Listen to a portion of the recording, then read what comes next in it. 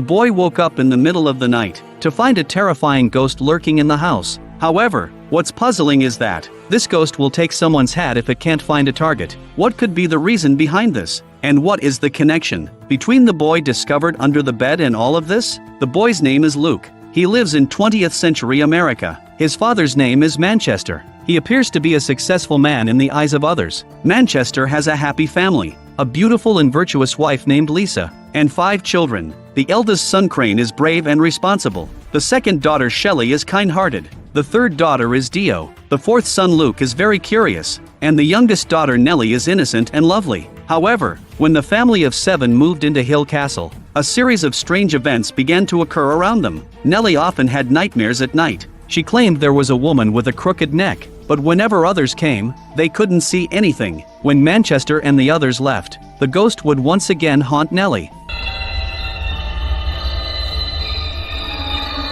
Even moving to the sofa to sleep didn't help. When the mother left Nellie's side, the crooked neck ghost would return.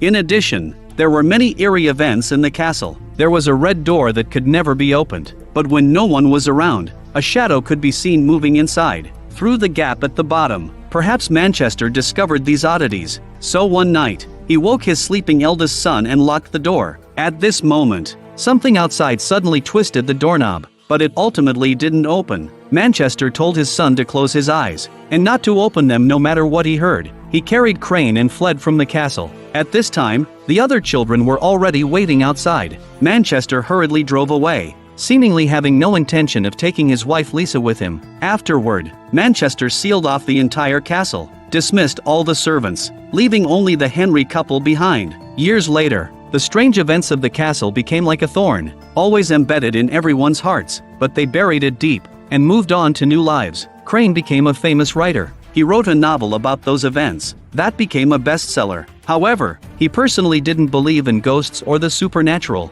especially despising family members who talked about such things. So, when he received a call from Nellie, he hung up without hesitation. However, he didn't know that the call wasn't just meant for him. Nellie then contacted her second sister Shelley, but Shelley was in a meeting and hung up on Nellie again. What could be so urgent that she needed to contact her siblings so urgently? Later on, Shelley listened to the voicemail and found out it was related to their younger brother Luke. She felt a surge of curiosity, but she could no longer reach Nellie on the phone. So Shelley contacted her older brother Crane. She asked if their little sister had called him at that time, but he was extremely dismissive. Even when hearing that both Nellie and Luke were missing, he acted as if he didn't care at all. On the other side, after returning home, she happened to catch her younger sister Dio hanging out with a girl at home. Over the years, because Dio had never had a stable job, she had been temporarily living at Shelley's house. Through their conversation, Dio learned about Nellie's disappearance. However, she expressed strong disdain for Luke. Meanwhile, their father Manchester was sleeping soundly when he suddenly felt someone touching him.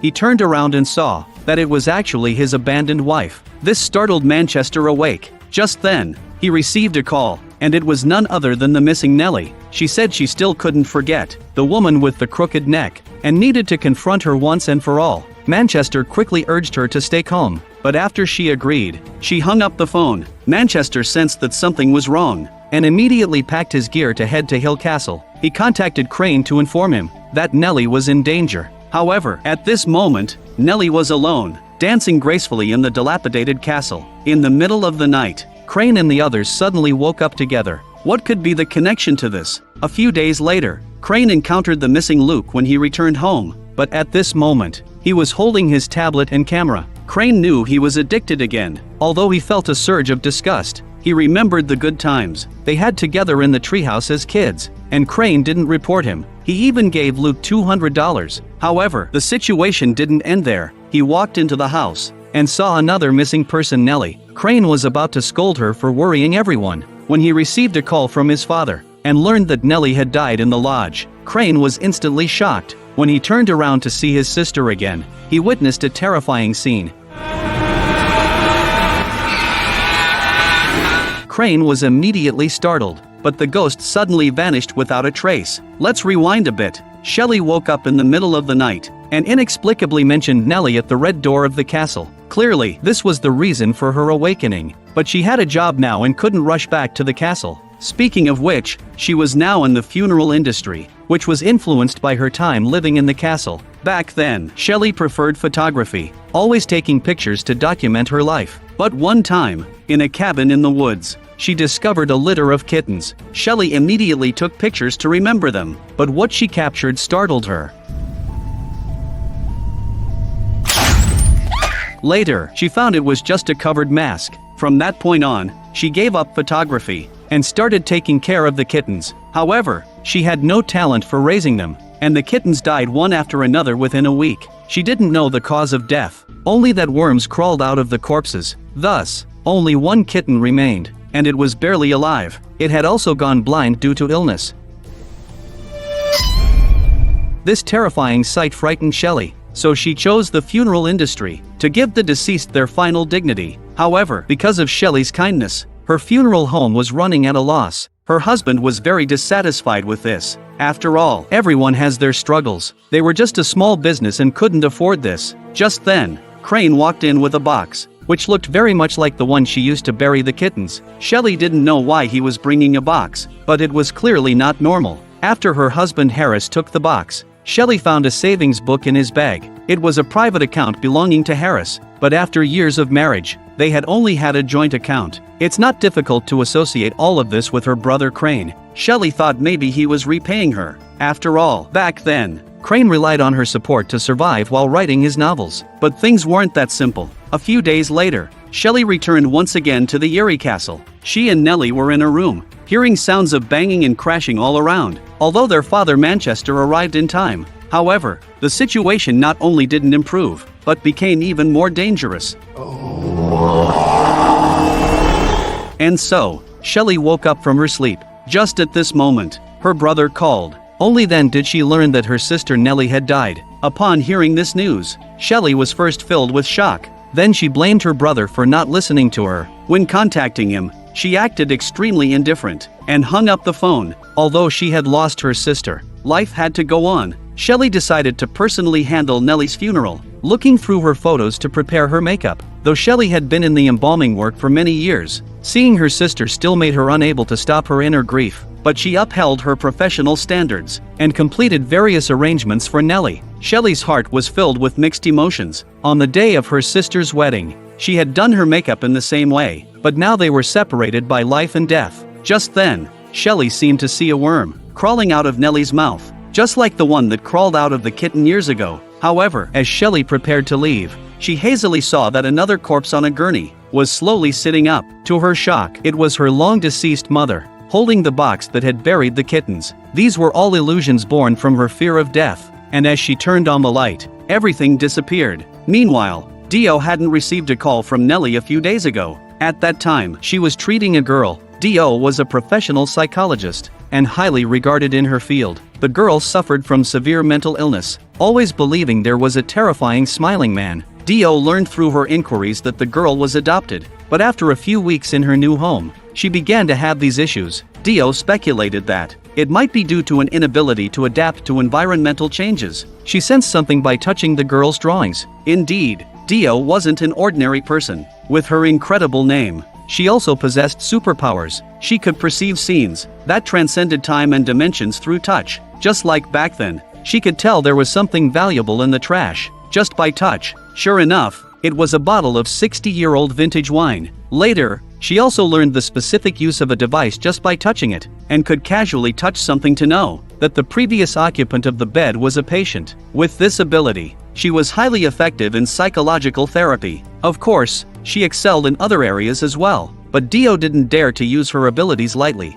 because she had used them too casually in the castle before, leading her to learn things she shouldn't have known. At that time, she could read others' minds at will, knowing that the maid was afraid when she stopped Luke from playing, and also knowing that Luke was sent to the basement by the cargo elevator because of his playfulness, and saw a certain monster. Although neither of his parents believed Luke's words, Dio saw that scene through contact. She was also frightened. If her parents hadn't arrived in time, the consequences would have been unimaginable. Afterward, to prove that her brother wasn't lying, Dio followed the ladder in Luke's consciousness, and surprisingly found the basement. However, there were no monsters inside. She told her mother everything, but Lisa was very unhappy about Dio's solo adventure. At this moment, Dio sought his mother's future death through contact with her. At this point, Lisa realized that her daughter had awakened a special ability just like her. The women in their family would awaken their abilities at some point, but in different ways. Shelley awakened through dreams, Nellie through listening, and Dio through touch. Her mother gave her a pair of isolation gloves and urged her to use her abilities cautiously. From that point on, Dio was extremely careful when using her abilities, but this time, when she touched the girl's drawings, she saw the smiling monster. At this moment, Shelley came to see Dio to tell her that their sister Nellie had died. This had a strong impact on Dio, and she felt a bit lost. However, she had scheduled treatments the next day, so Dio could only hide her sadness and went to treat the girl, but the girl happened to be out. Dio then suggested looking around, but in reality, she was using her superpower to sense what had happened there. Most of the items were ordinary, but that old sofa instantly stunned her. By sensing the memories of the sofa, Dio had a look of disbelief on her face, and even begged in pain. She inadvertently discovered that the patterns on the ceiling resembled a smiling face. As she was leaving, Dio looked utterly dazed. What exactly had she seen? When she touched the male owner, her expression became more serious. Then she immediately dialed the relevant authorities. Soon, the man was apprehended by the authorities on charges of molesting a girl. That night, Dio finally had time to visit her sister's body. However, the moment she touched Nellie's body, she was so frightened that she quickly recoiled, and then she broke down in tears. What exactly did Dio see when Nellie called her brother? He didn't receive the call at all, because Luke was addicted to drugs. He was in a rehab facility, isolating to detox, listening to others share their experiences of the harm caused by drugs. But Luke remained distracted, because he hadn't touched drugs for 90 days. He often fell into past memories due to withdrawal symptoms. Sure enough, the next moment, he was back in the castle, when all his family members were by his side. Perhaps because he was a twin with Nellie, family abilities usually appeared only in the females. Luke surprisingly had a part of it too, but he could only communicate with Nellie mentally. At this moment, Luke returned to reality again. He thought it was just a normal hallucination, so he didn't pay it much attention. This time he had to complete his detox. His family was already exhausted because of him. His previous drug use had left them in dire financial straits. Only this last bit of money allowed him to detox. However, by midnight, Luke suddenly woke up from his dream. His sister urged him to run. Clearly, Luke was in trouble. So the next day, Luke woke up and left the rehab facility directly. But at this time, Nellie's phone was already unreachable. Luke was filled with worry. But at this moment, he fell into a hallucination once again. It was the night when the incident occurred. Luke couldn't sleep and wanted to go out for a walk. But as soon as he opened the door, he saw a terrifying scene.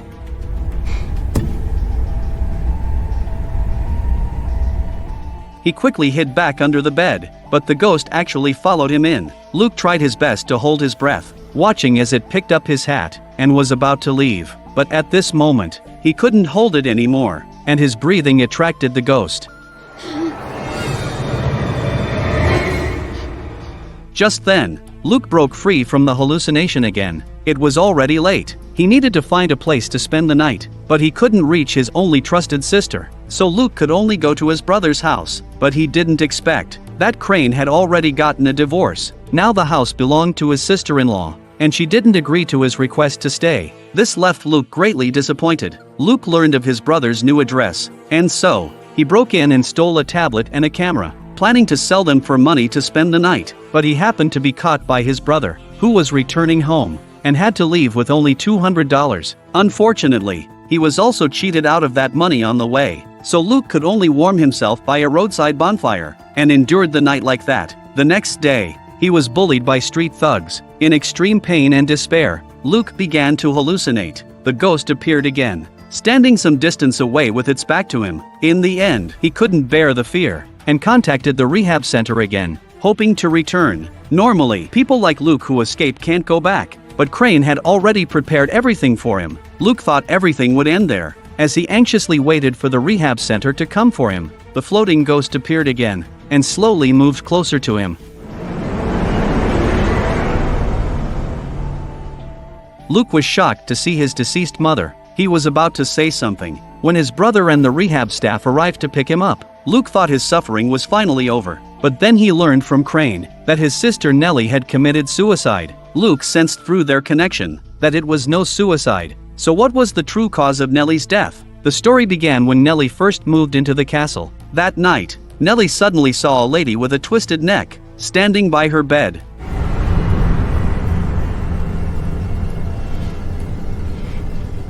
Nellie was terrified. Her scream startled the entire family. She told her parents about the twisted neck woman, but they didn't believe her. However, on the second night, her mother Lisa decided to accompany her to investigate. After waiting for a long time without any unusual occurrences, Lisa decided to go back to rest. Just as she left, the twisted neck woman approached Nellie.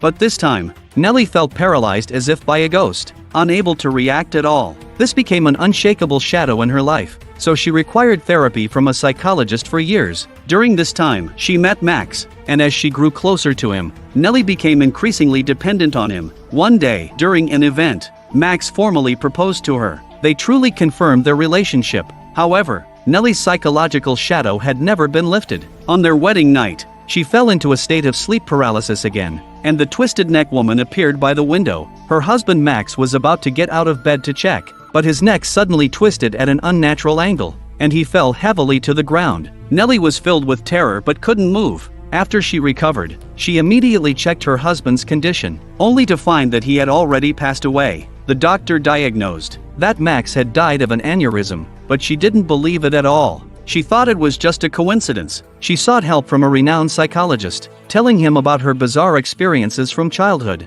Nellie had once found a star cup that had belonged to Jacqueline, the child of the former mistress. Ever since, she had encountered even more strange occurrences. The wallpaper in her home was mysteriously damaged, with her name written on it. Dio sensed through touch that this wasn't the work of her sister, and discovered more details. She urged Nellie to return home, but the doctor didn't believe her description. Nellie was utterly disheartened, because she still had to face her brother. He said he wanted to go to rehab, but then he once again asked Nellie to buy drugs for him. Seeing Luke's eager expression, Nellie felt even more despair. It was also at this time that she saw the twisted neck woman again. Nellie wanted to know why she kept haunting her, and why she wanted to kill Max, so she asked Dio to investigate with her powers. However, nothing unusual was found on the bed, but when Dio approached the spot where Max had died, she suddenly sensed something and froze. But the next moment, Nellie forcibly pulled her hand forward. Dio instantly jumped back, and became furious at his sister, but she only told her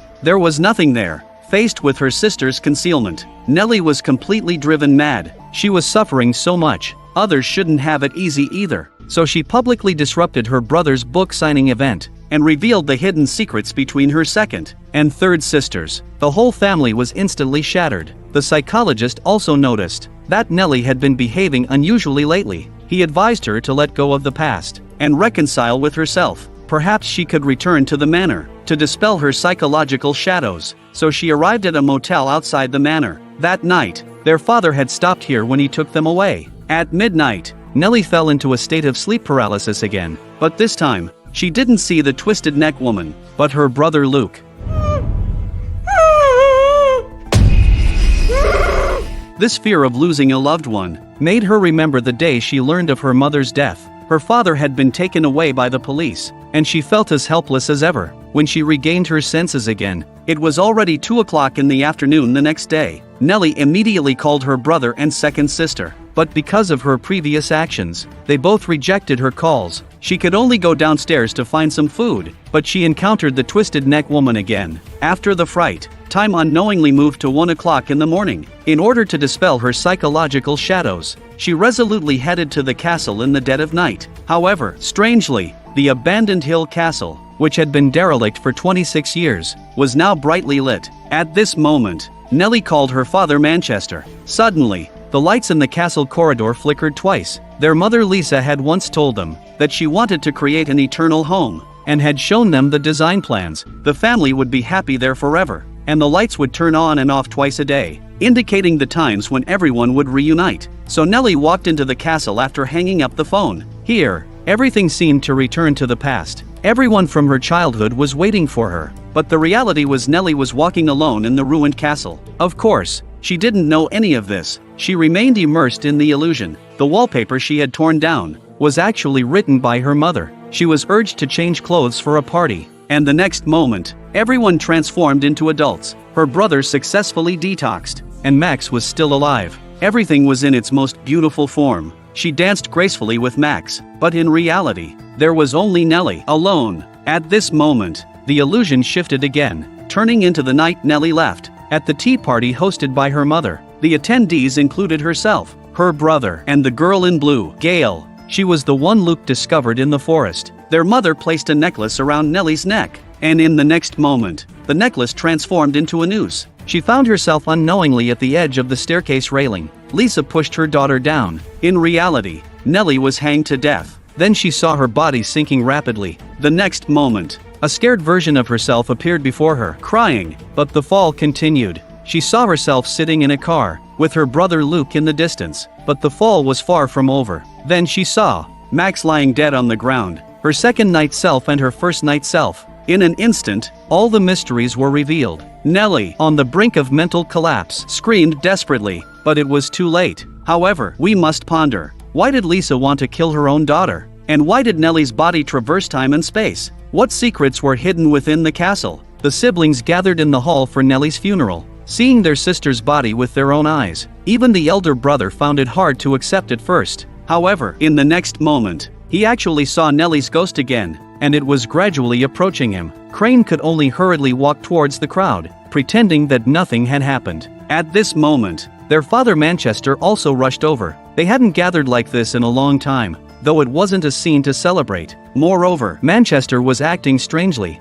He saw everyone looking as they did in the past. It was clear that Hill Castle had left him with deep psychological scars. Sure enough, while looking for the restroom, Manchester fell into a hallucination. At that time, they had not been there long, when the crystal chandelier suddenly fell. The whole family was awakened by the sound. Shirley ran in to say that her window had shattered. Manchester hurried to check. An accident suddenly occurred. The castle lost power, plunging everything into darkness. Nellie mentioned the twisted neck woman again, but she disappeared soon after. The family immediately began searching for their sister. When Lisa passed by the master bedroom, an old man appeared on the bed at some point. In another room, there was also a person in a wheelchair. Faced with such bizarre occurrences, she showed no signs of surprise. This was clearly not normal. Meanwhile, Manchester arrived at the study, finding a flashlight that had fallen on the floor. Then he saw the silhouette of his wife, but he couldn't catch up no matter what. Suddenly, all the windows began to explode,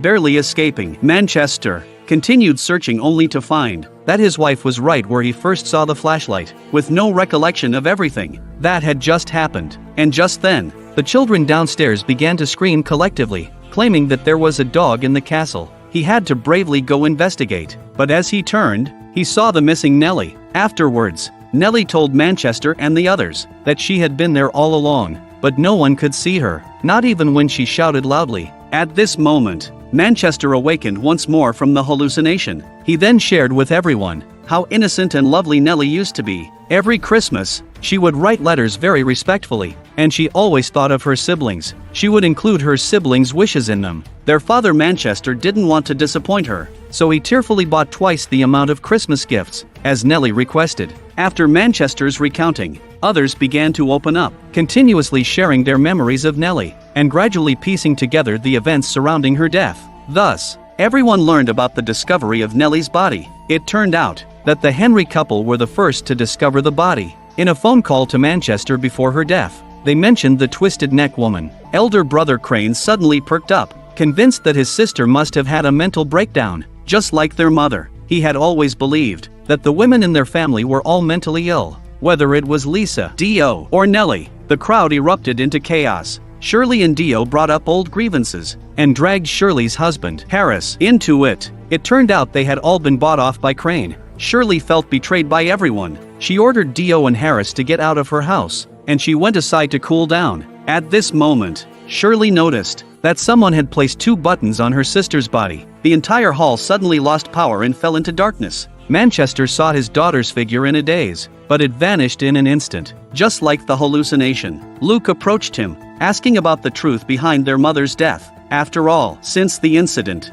Manchester had remained silent, as the old father struggled with his dilemma. Shirley returned. She went outside and found that only the hall had a power outage. Manchester took the opportunity to slip away from Luke, but even stranger was that, without anyone touching it, Nellie's coffin suddenly fell. At this moment, the hall's lights flickered back on. What connection did these two events have? Or was it just a pure coincidence? Finally, as everyone was leaving, Nellie's ghost stood beside the coffin. Was she hinting at something? The next day at the funeral, everyone appeared to be very sorrowful. If it were to pass like this, that would be quite rare. However, if there were no surprises, there would definitely be surprises. The figure of his wife appeared beside Manchester. Clearly, this was a hallucination, but this also prompted deeper reflection about what Manchester had recounted before, how much of it was actually true, and whether everything was his fantasy. As Crane had said, the whole family was mentally ill. At this moment, Manchester fell back into memories of the past. That was the day after Nellie went missing. He summoned the servant Henry to discuss the renovation of the castle.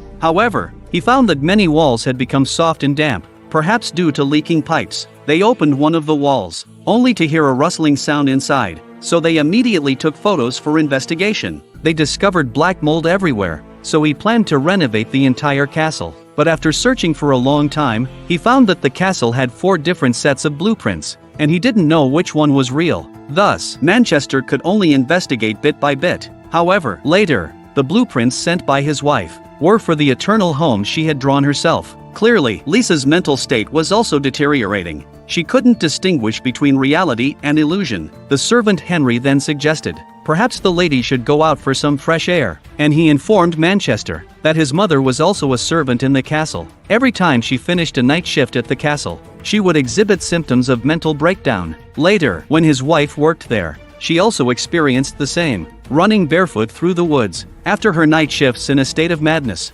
Since then, Henry no longer worked night shifts. This made Manchester somewhat hesitant. Perhaps the castle truly had issues, but he hadn't told his wife yet. New accidents followed one after another. The eldest son Crane also began to have hallucinations. He believed he had unplugged the device, yet the fan continued to spin. As a result, Manchester cut his hand. This incident rang alarm bells for him once again. Manchester speculated that everything might be related to that eerie red door, but no matter how he struck with the chisel, he couldn't open that door. Instead, the split wound made him faint from pain. When he woke up again, he found his wife about to kill herself with a screwdriver. She explained that it was sleepwalking, and afterwards, she forgot many things. Manchester knew, perhaps it was indeed time to let her leave the manor. However, the immediate priority was to repair the manor's drainage system. He opened a wall to search for the pipes, but when he dug it open, he was startled. Inside was a mummified corpse. It was the monster described by Luke.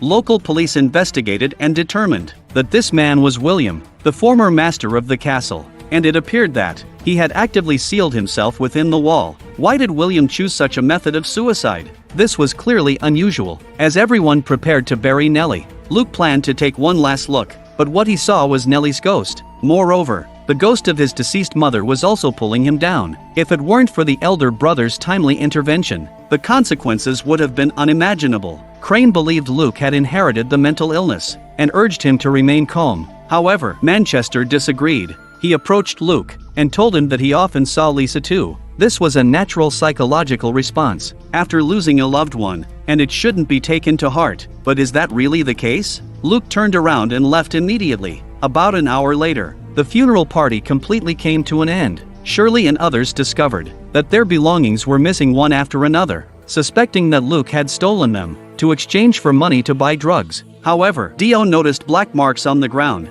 and as he approached, he discovered that the cherished model of the eternal home belonging to the second sister was destroyed. She hurried to clean it up, but as she touched the shards, Dio saw the dead Nellie crawling towards him. His scream attracted Shirley and the others. Crane stared blankly at the broken model. Shirley called out to him for a long time before he snapped back to reality. Originally, just now Crane recalled the scene of renovating his castle when he was a child. Many workers had been hired at that time, including a professional clockmaker. However, his father told him that his mother would be leaving for a while, and that Crane needed to take care of his younger siblings. So he approached his mother, only to find her talking to the air. This left Crane feeling puzzled. Soon after, one thing completely became a rift between the two. That day, he prepared a gift for his mother, a vanity table he had personally refurbished. He asked a female worker to borrow some paint. It was the vanity table of the former lady of the house, Bobby. After Crane's renovation, it shone brightly before his mother. However, just a moment before,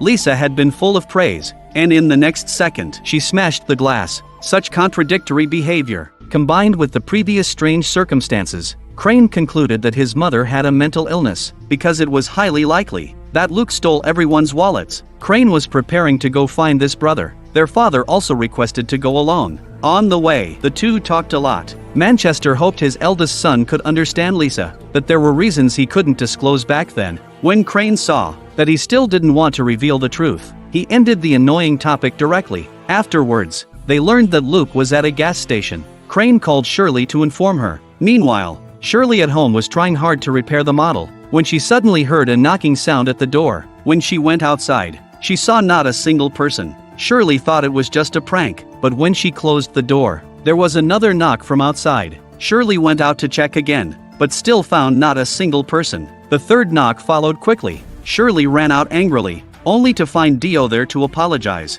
Dio had no idea about the previous incident. However, at this moment, Shirley was too angry, and had no intention of hearing Dio's explanation. She struck Dio directly, and prepared to drag her out of her house. However, at this moment, the knocking sound occurred again. When she opened the door, there was still nothing there, but the moment she closed the door, a more forceful knocking began, and there were sounds of constant banging on the windows and walls of the house. Shirley felt an overwhelming fear. Just then, a phone call suddenly came in, and it was Crane. He speculated that Luke had gone from the gas station to the castle, and was now heading that way. Crane recalled when he was a child in the treehouse, meeting his fourth brother, Luke, listening to him talk about encountering a blue-clothed girl named Gail in the woods. At this time, Crane didn't detect anything unusual, but afterwards, after seeing Luke's somewhat eerie drawings, Crane felt an unsettling sense of foreboding. Since that time, he felt that Luke was also mentally unstable. Now learning that he had gone to the castle alone, and had bought 5 barrels of gasoline, he felt that this fourth brother was mentally abnormal. However, their father told Crane that this wasn't the case at all, but rather that they had truly seen ghosts. He hasn't told his son for so many years, just because he's worried he'll be scared. In fact, they had never hired any workers at home, let alone an expensive clockmaker. Even the treehouse he remembered playing with Luke didn't exist at all. Upon learning the truth, Crane was clearly shocked. Meanwhile, Shirley and Dio were also on their way to the castle. The two were still arguing in the car, when suddenly, an unexpected change occurred. Perhaps the younger sister couldn't bear to have them argue like this. Although the process was a bit perilous, the outcome was very successful. They saw Nellie's ghost again. Dio recalled the feeling she had when she touched her sister's body that day. Everything around her quickly fell into darkness. All sensations were being stripped away. She was left with only darkness, numbness, and cold. But these feelings, Dio could not share with anyone. She could only break down and cry by herself. Seeing Dio's painful cries, Shirley's kind nature compelled her to care for her, and she even forgave Dio for her earlier betrayal. Meanwhile, over with Luke. He had also arrived at the castle. Watching the abandoned castle light up again, there was only determination in his eyes. He quickly poured gasoline and set the place on fire. But strangely, the flames extinguished in an instant. His mother appeared before him. Even more terrifying was that a ghostly figure appeared behind him. Could it be that Luke was to follow in Nellie's footsteps? And why was Lisa appearing here? This needs to be traced back to the castle of years past. The day after Nellie went missing,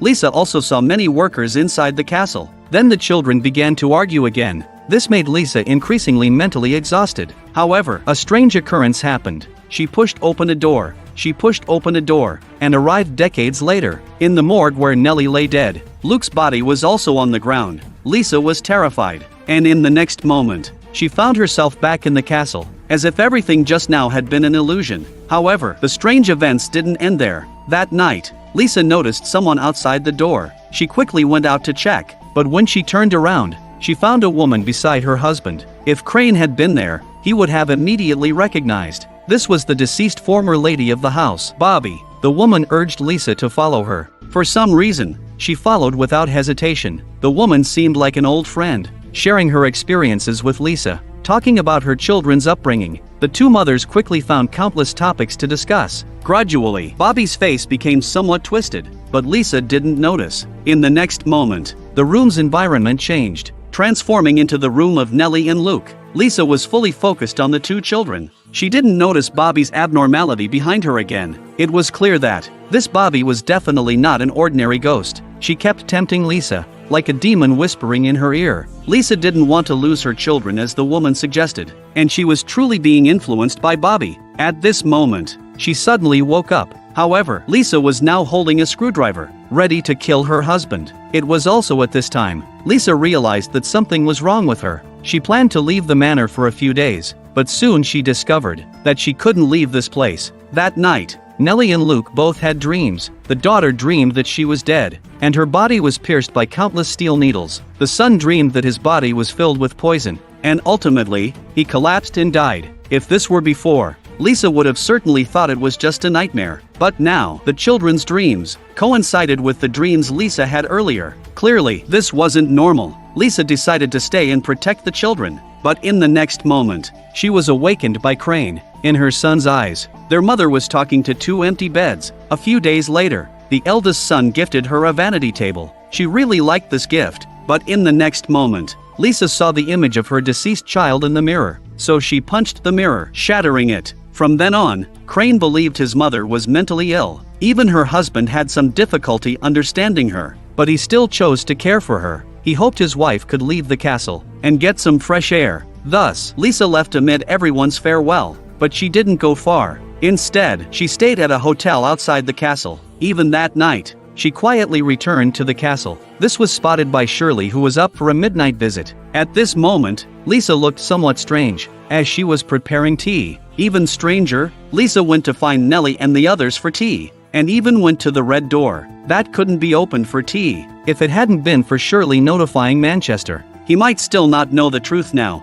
Afterwards, he went to the kitchen and discovered an opened bottle of rat poison on the counter. Manchester immediately realized something was wrong and rushed to check on the children. At this moment, inside the red door, Lisa was pouring tea for Nellie, Luke, and Gail. Gail was the first to take a sip. Immediately, she foamed at the mouth and died from poisoning. At this moment, Manchester rushed over and drove Lisa away, running away with his two children. When she woke up again, her husband had already disappeared with the children. Lisa immediately began to search frantically, turning the doorknob to Crane's room. But soon, she was drawn to an old man who suddenly appeared. He told Lisa that everything Bobby said was a lie. Just then, Bobby reappeared, tempting Lisa to reclaim all the children. However, at this moment, she was deeply saddened by the accidental death of Gail, and couldn't hear Bobby's words at all. In the next moment, Gail's ghost appeared before Lisa. In that instant, she believed Gail had broken free from her bonds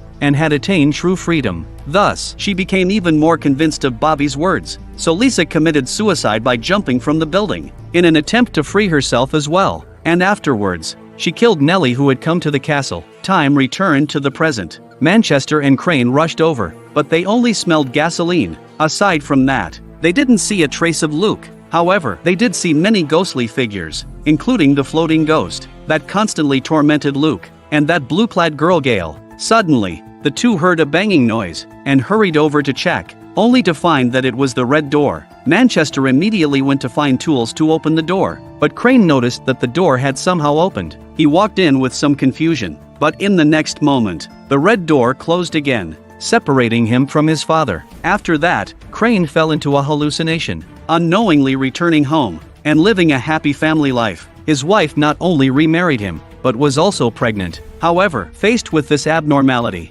Crane had no doubts at all, until he discovered that he couldn't remember anything about the castle. At this moment, the scene began to change. His wife started to smile while berating him, and then her body gradually turned black, ultimately transforming into a terrifying ghostly figure. Fear woke Crane up. He found himself trapped in the Red Door cottage. Not far away were Luke and the others. Shirley and Dio had also been captured. Crane went over to check on Luke's condition, but he failed to notice a ghostly figure had appeared behind him. Meanwhile, Luke, foaming at the mouth, was also lost in a hallucination. He returned to the night his brother found him. The woman who had tricked him out of his money took him to a luxurious hotel and even offered Luke drugs. But in the next moment, she began to melt away. The fear snapped him back to reality. But what he saw was an even more terrifying scene. His brother found him, but was instantly subdued by Bobby. At this moment, Manchester turned into a stone statue. However, this was only the beginning. Shirley and Dio also arrived at the castle.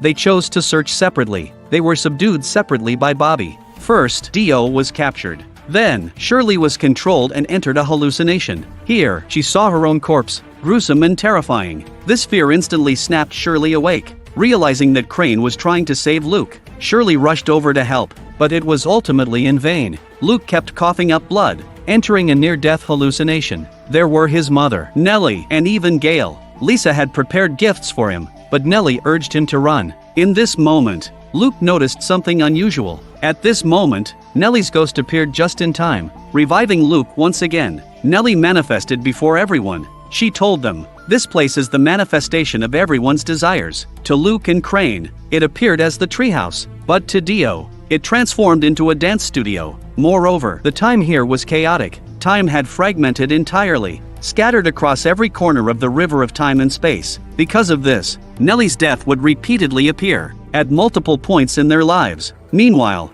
outside the Red Door, Manchester encountered Bobby as well, but she didn't directly subdue him. Instead, she kept telling a certain story, until Lisa appeared and drove her away. After many years of marriage, they finally truly met again. But Manchester was already old and frail, and even suffered from severe heart disease. He pleaded with his wife to open the Red Door, and as a price, Manchester would forever accompany her. Thus, the Red Door opened, and Crane and the others were saved. But just as he was about to leave, he saw the projection of his young father. At this moment, Crane, who had learned the truth from his sister, naturally knew that his father was already dead. Therefore, he just stood silently watching the scene of his father returning to the manor alone, seeing the Henry couple crying over Gail's corpse, and the wandering blue-clad ghost of Gail, even the scene of his mother's ghost leaving her body. It was witnessing this bizarre scene that made his father remain silent about everything, and dismissed the servants, leaving only the Henry couple, allowing the castle to fall into disrepair. Upon learning the truth, Crane finally understood his father, but it may have been a bit too late. At the end of the story,